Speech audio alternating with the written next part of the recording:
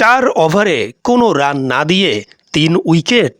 প্রিয় দর্শক, অনুরোধ রইল ভিডিওটিতে একটি লাইক দিয়ে আমাদের ইউটিউব চ্যানেলটি সাবস্ক্রাইব করে দিবেন এবং ভিডিওটি সম্পর্কে আপনার মূল্যবান মতামত কমেন্টস করে জানাবেন। ইতিহাসের পাতায় ফার্গুসন।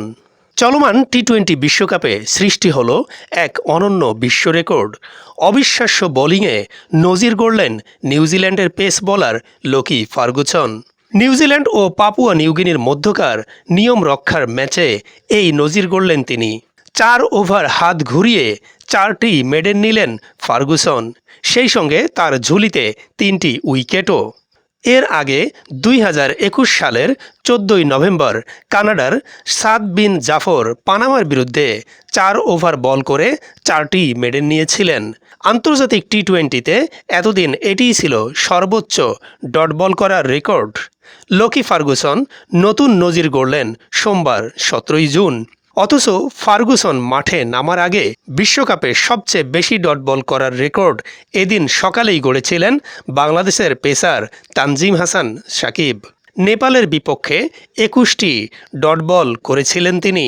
সেই রেকর্ড 24 ঘন্টাও টিকল না।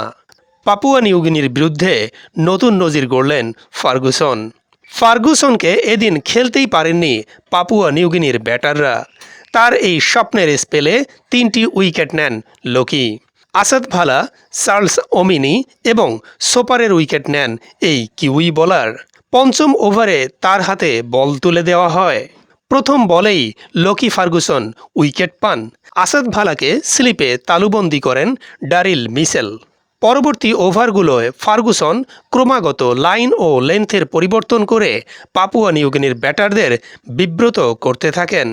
চার্লস ওমিনিকে এলবিডব্লিউ করেন লোকি। সোপারকে বোল্ড করেন তিনি। অসামান্য এক কীর্তি তৈরি করলেন লোকি ফার্গুসন।